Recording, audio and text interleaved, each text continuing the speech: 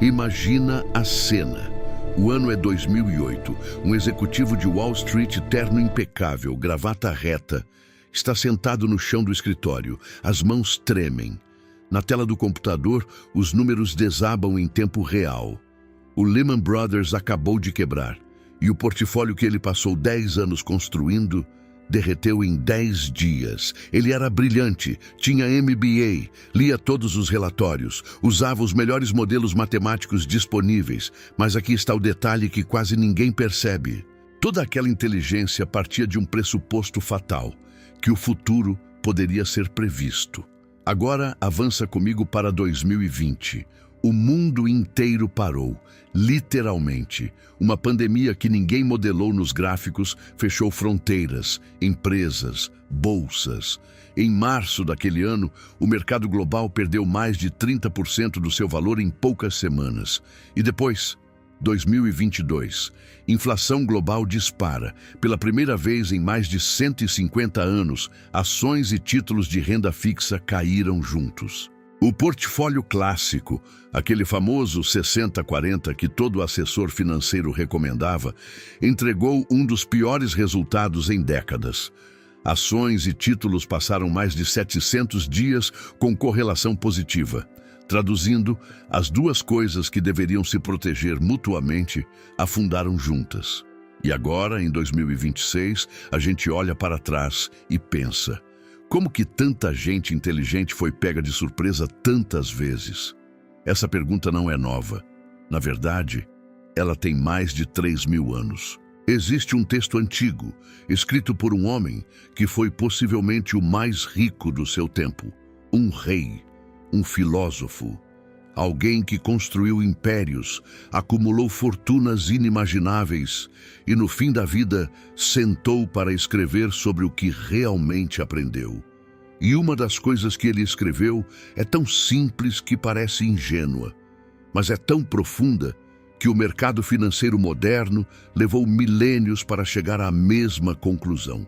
Reparte com 7 e ainda até com 8, porque não sabes que mal haverá sobre a terra. Eclesiastes 11, versículo 2. Esse versículo não é poesia decorativa, é uma das instruções financeiras mais práticas já escritas.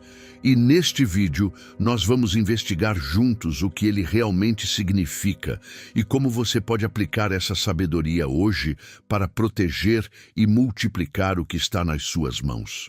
Se você quer aprender a cuidar do seu dinheiro com princípios que já foram testados pelo tempo, se inscreve no canal e ativa o sino. Esse conteúdo pode mudar a forma como você pensa sobre investir. Vamos começar. Antes de falar sobre a solução, preciso que você entenda o problema, porque é aqui que a maioria das pessoas tropeça, e tropeça sem nem perceber.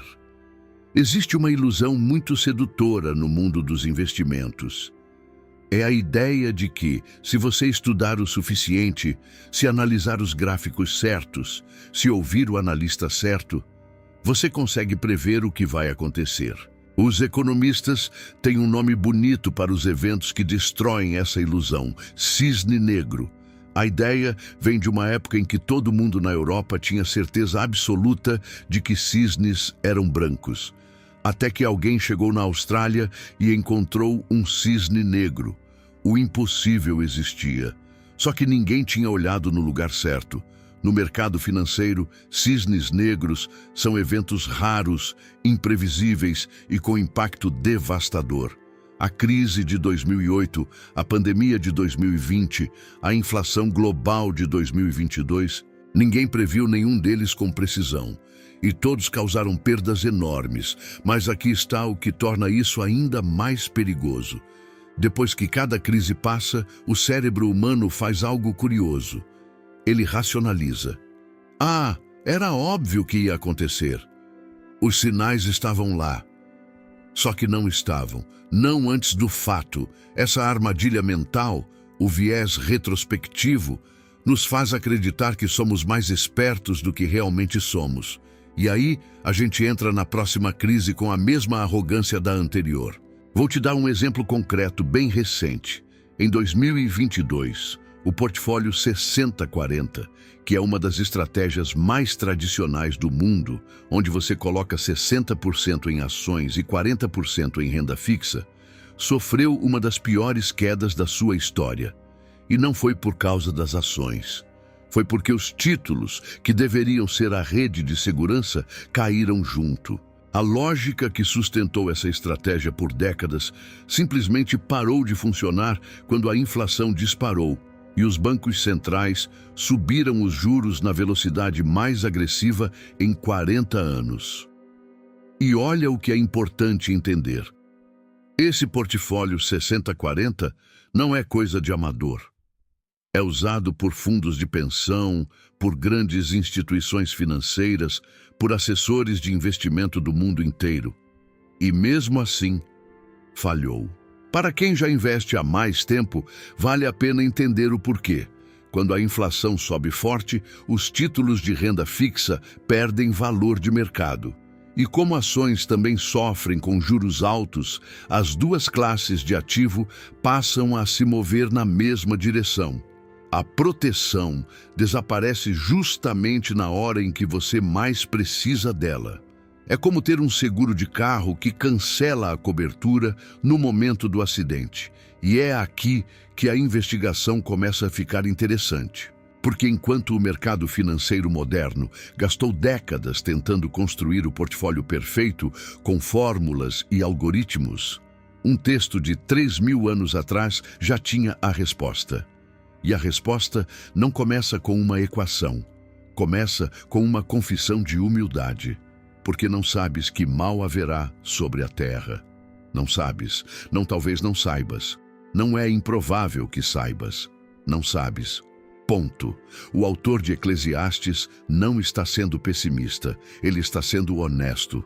E essa honestidade brutal sobre a nossa incapacidade de prever o futuro é o primeiro passo para uma estratégia financeira que realmente funciona. Vamos agora ao coração de Eclesiastes 11, porque, para entender a instrução financeira, a gente precisa primeiro entender quem a escreveu e em que contexto. A tradição atribui Eclesiastes a Salomão.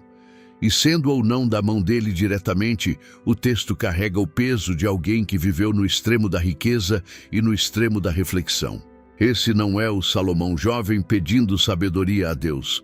Esse é o Salomão do fim da vida, o homem que já teve tudo, ouro, terras, comércio internacional, frotas de navios, e que agora escreve com a sinceridade de quem já viu que riqueza sozinha não resolve nada. E é justamente por isso que o conselho dele é tão valioso. Olha o que ele diz no capítulo 11, versículos 1 e 2. Lança o teu pão sobre as águas, porque depois de muitos dias o acharás. Reparte com 7 e ainda até com 8, porque não sabes que mal haverá sobre a terra. Esse lançar o pão sobre as águas era uma referência ao comércio marítimo da época. Você mandava seus produtos em navios, sem garantia de retorno. Era investimento de risco. E logo em seguida, o conselho. Divida em 7 ou até 8 partes. Mas o que ele está dizendo na essência? Ele está dizendo, não concentre tudo num só lugar. Distribua, espalhe, porque você não controla o futuro. Agora presta atenção no número. 7 ou 8. Não é 2, não é 3. É 7 ou 8 porções distintas. Para a época isso era radical. A maioria das pessoas investia em uma terra, um rebanho, um negócio. Salomão está propondo algo muito mais sofisticado. Múltiplas frentes de investimento para sobreviver a choques que você não pode antecipar. E aqui está o detalhe que quase ninguém conecta. Esse conselho não vem de otimismo, vem de realismo. O motivo para repartir não é para ganhar mais, é porque não sabes que mal haverá. A motivação é defensiva. É sobre proteção, é sobre reconhecer que o mundo é incerto e agir de acordo. Isso é revolucionário, porque no mercado financeiro, diversificação normalmente é vendida como estratégia de otimização. Diversifique para maximizar retornos. Mas a Bíblia ensina diversificação como estratégia de sobrevivência. A diferença é sutil, mas muda tudo. Agora, como isso se conecta com o que acabei de falar sobre o portfólio 60-40? Simples, dividir em duas partes, ações e renda fixa, não é suficiente. O portfólio 60-40 divide em dois. Salomão mandou dividir em 7 ou 8. E os eventos de 2022 provaram que ele estava certo. Mas será que dá para aplicar isso de verdade nos mercados de hoje? Dá. E é exatamente o que vamos ver agora. Quero te apresentar a Dona Marta. Caso composto, baseado em situações reais que acompanhei. Marta tem 52 anos, mora em Belo Horizonte, é funcionária pública. Ela sempre guardou dinheiro, a vida inteira. Tinha uns 280 mil reais aplicados, tudo em 2 lugares, poupança e um fundo de renda fixa do banco. Quando eu digo tudo, é tudo mesmo. 100% concentrado em 2 produtos que na prática funcionavam como um só. Porque o fundo de renda fixa do banco dela basicamente acompanhava a poupança com uma rentabilidade um pouco melhor. Em 2021, alguém sugeriu que ela diversificasse. E ela ouviu. Só que a diversificação que fizeram para ela foi trocar parte da renda fixa por um fundo de ações, de um único setor: tecnologia. Resultado? Em 2022, o setor de tech derreteu globalmente. O fundo caiu mais de 30%. E a renda fixa que ela ainda tinha também perdeu valor de mercado com a alta dos juros. Dona Marta viu 280 mil se transformarem em pouco mais de 200 mil em meses. E ela fez a coisa que todo investidor assustado faz: vendeu tudo no fundo do poço. Agora, o que deu errado? Não foi a decisão de diversificar, foi a forma. Ela saiu de uma concentração para outra, de 2 produtos parecidos para 2 setores que caíram juntos. Ela não repartiu em 7 ou 8, ela repartiu em 2. Mas aqui está a boa notícia, e é por isso que eu trouxe esse caso. Hoje, com os instrumentos financeiros que existem, qualquer pessoa pode aplicar a lógica de Eclesiastes 11 de forma prática. E a ferramenta principal para isso tem um nome: ETF, Exchange Traded Fund, ou em português simples, um fundo que você compra e vende na bolsa como se fosse uma ação, mas que por dentro contém dezenas ou centenas de empresas de uma vez. Deixa eu explicar como a estratégia das 8 porções funcionaria na prática. Não como recomendação, isso não é consultoria, mas como exemplo didático para você entender o princípio. Imagine que você vai dividir seu capital de renda variável em 8 silos que se comportam de forma diferente uns dos outros. Cada silo representa um setor ou classe de ativo com dinâmicas próprias. Primeiro silo: tecnologia e inovação. Empresas ligadas a software, inteligência artificial, semicondutores. Cresce forte em momentos de otimismo, mas cai rápido em crises. Segundo silo: saúde, hospitais, farmacêuticas, biotecnologia. As pessoas continuam ficando doentes independente da economia. É um setor naturalmente defensivo. Terceiro silo: energia, petróleo, gás, fontes renováveis. Quando conflitos geopolíticos explodem, energia tende a subir enquanto o resto cai. Quarto silo: bens de consumo essenciais, comida, higiene, produtos do dia a dia. O último setor que as pessoas cortam em uma crise. Quinto silo: infraestrutura e utilidades públicas, saneamento, energia elétrica, telecomunicações. Receita previsível, dividendos estáveis. Sexto silo: commodities e materiais básicos. Minério, agricultura, metais. Funciona como proteção natural contra a inflação. Sétimo silo: mercado imobiliário. Fundos imobiliários ou REITs, que geram renda passiva com aluguéis. Oitavo silo: mercados internacionais. Exposição a economias que se movem de forma diferente do Brasil. Agora, o ponto crucial: nenhum desses silos é perfeito sozinho. Tecnologia pode desabar, energia pode afundar com queda de demanda, imóveis podem estagnar. Mas é exatamente por isso que Salomão disse 7 ou 8. Porque quando um silo é atingido, os outros seguram. Você não precisa adivinhar qual desastre vem. Você precisa estar preparado para qualquer um deles. Para quem já investe há mais tempo, a lógica aqui é de correlação. Você busca ativos com correlação baixa ou negativa entre si. Quando um sobe, o outro pode estar caindo, e vice-versa. Isso suaviza a volatilidade da carteira como um todo. É exatamente o que a teoria moderna de portfólio, criada por Markowitz na década de 1950, formalizou, mas que Eclesiastes já descrevia em linguagem simples 3.000 anos antes. E os ETFs tornaram isso acessível.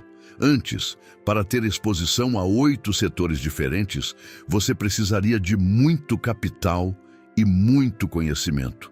Hoje, com alguns ETFs bem escolhidos, você monta uma carteira diversificada com valores relativamente baixos. No Brasil, a B3 já tem mais de 5 milhões de investidores em renda variável. E a tendência é que esse número continue crescendo. A ferramenta existe. O conhecimento agora também. Salva esse vídeo, porque essa parte aqui vale uma consultoria. Agora eu preciso te mostrar a parte mais profunda desse texto de Eclesiastes, porque a maioria das pessoas para no reparte com 7 ou 8 e não lê o motivo, porque não sabes que mal haverá sobre a terra. Essa frase muda tudo. Ela transforma a diversificação de uma técnica financeira em uma postura espiritual. Pensa comigo. O que Salomão está dizendo na essência é: você não é Deus. Você não controla o amanhã. E tentar controlar o que você não pode é, na melhor das hipóteses, arrogância. Na pior, é autodestrutivo. E aí, nos versículos seguintes, ele vai ainda mais fundo. Versículo 4 de Eclesiastes 11. Quem observa o vento nunca semeará, e quem olha para as nuvens nunca ceifará. Isso é devastador, porque ele está dizendo que a incerteza não é desculpa para a inação. Você não sabe o que vem, mas mesmo assim, plante. Mesmo assim, invista. Mesmo assim, haja. E é aqui que eu quero trazer a história do Carlos. Também caso composto, baseado em situações reais. Carlos tem 38 anos, mora em Recife, trabalha como gerente comercial. Ele começou a investir em 2019, animado, estudando, montando carteira. Aí veio 2020, pandemia. A bolsa caiu 45% em semanas. Carlos entrou em pânico e vendeu tudo. Realizou prejuízo e prometeu para si mesmo nunca mais. Passou 2021 inteiro fora do mercado. Enquanto isso, a bolsa se recuperou. Quem ficou, recuperou. Quem tinha diversificação em setores defensivos, saúde, consumo essencial, utilidades, sofreu menos e se recuperou mais rápido. Carlos voltou a investir só em 2023, mas dessa vez com uma mentalidade diferente. Ele não tentou prever o mercado.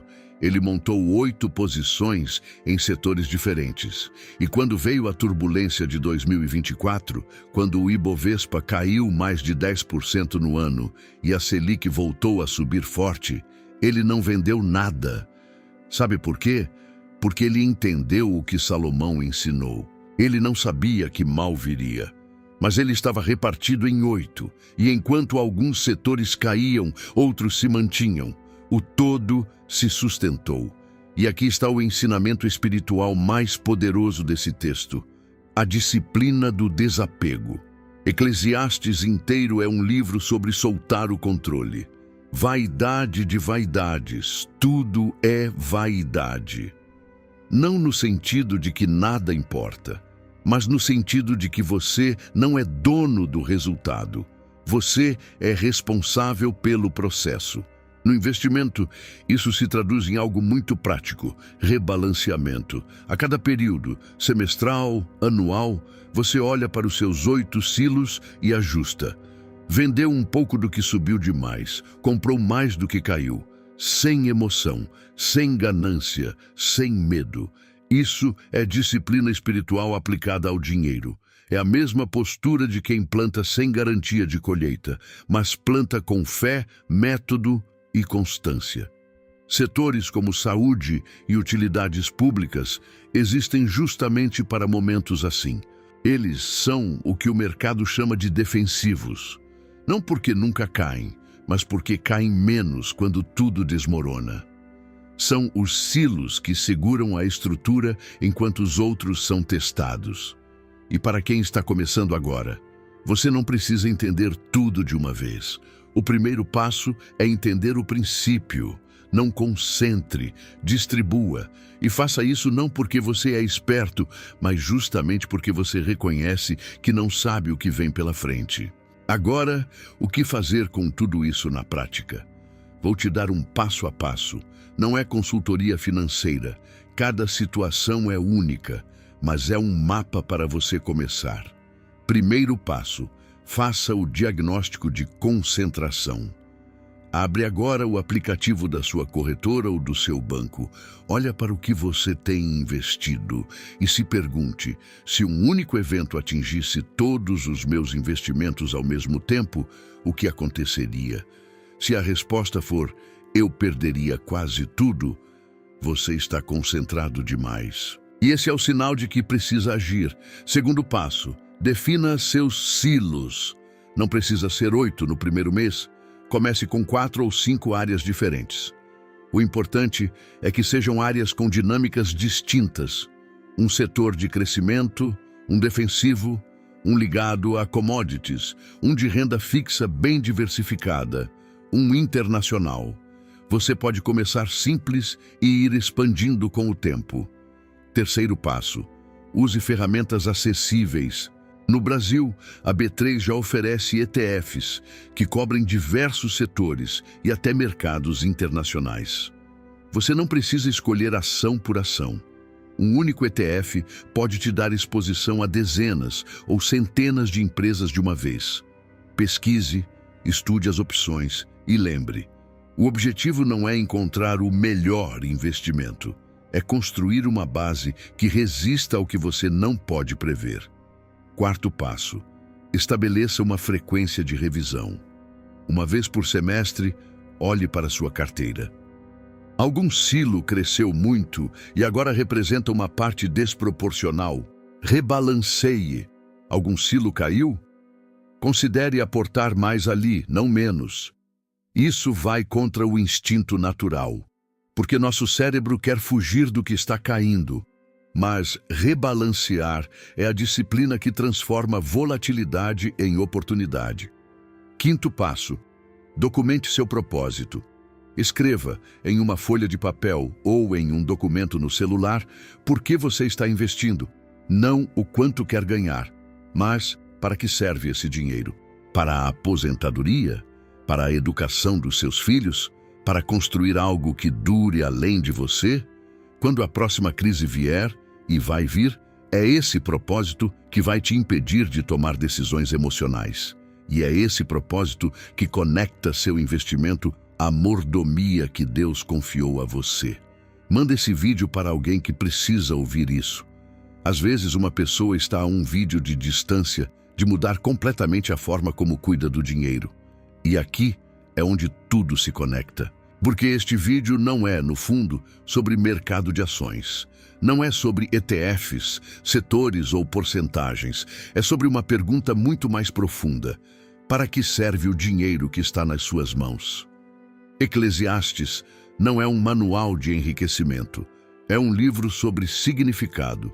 E o princípio dos 7 ou 8 silos não é apenas uma técnica de proteção financeira. É uma expressão de algo muito maior. A responsabilidade de cuidar bem do que você recebeu. A Bíblia tem um nome para isso: mordomia. A ideia de que nada do que temos é realmente nosso é confiado. Somos administradores, e como administradores seremos avaliados não pelo quanto acumulamos, mas pelo quão bem cuidamos. Provérbios 13:22 diz: o homem bom deixa a herança para os filhos de seus filhos. Repara na profundidade disso. Não é para os filhos, é para os filhos dos filhos, é visão de longo prazo, é legado, é exatamente o oposto de especulação, de day trade, de tentar ganhar rápido. É construir com paciência, proteger com sabedoria e entregar com integridade. E é aqui que eu quero te propor um exercício. Abre a sua conta de investimentos, olha para ela e se pergunte: essa carteira está construída para sobreviver ao que eu não posso prever? Ela reflete a humildade de quem não sabe o que vem pela frente? Ou ela reflete a arrogância de quem acha que pode adivinhar o mercado? Se a resposta te incomodar, bom, esse incômodo é o começo da sabedoria. Salomão, o homem que teve tudo, aprendeu que a verdadeira riqueza não é acumular, é administrar com propósito. E ele deixou isso escrito para que a gente, 3.000 anos depois, pudesse aplicar. Repartir com 7 ou 8 não é sobre medo, é sobre maturidade. É sobre reconhecer que Deus é soberano e que o nosso papel não é controlar o futuro, mas ser fiéis com o presente. E para mim, investir com essa mentalidade muda tudo. Não é mais ansiedade, é confiança. Não é mais especulação, é responsabilidade. Não é mais sobre ficar rico, é sobre ser fiel. Se esse vídeo fez sentido para você, deixa um like. Não porque o algoritmo pede, mas porque esse tipo de conteúdo precisa alcançar mais pessoas. Tem gente por aí jogando dinheiro em bets, em golpes financeiros, em promessas de ganho fácil, enquanto uma sabedoria milenar, testada e aprovada, está ali, aberta, esperando ser aplicada. Comenta aqui embaixo. Como está a sua diversificação hoje? Você está repartido em quantas porções? Quero ler e responder. E se você quer continuar nessa jornada de aprender finanças com sabedoria bíblica, assiste esse próximo vídeo aqui, que vai aprofundar um outro princípio que complementa perfeitamente o que a gente viu hoje. Cuida bem do que está nas suas mãos, porque quem é fiel no pouco, será fiel no muito. Nos vemos no próximo vídeo. Fique na paz.